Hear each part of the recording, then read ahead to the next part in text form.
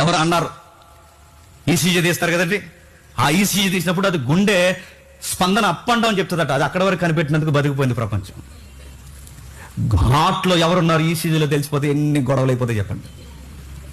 ఈసీజీకి తెలుస్తుంది లేదో నాకు తెలియదు కానీ గుర్తుపెట్టుకోండి, ఈ ఎలక్ట్రికల్ మిషన్స్కి, ఈ మెడికల్ టెంపర్కి నీ హార్ట్లో ఎవరున్నారు లేదో తెలియదు కానీ నేను పుట్టించిన సృష్టికర్త తెలుసు.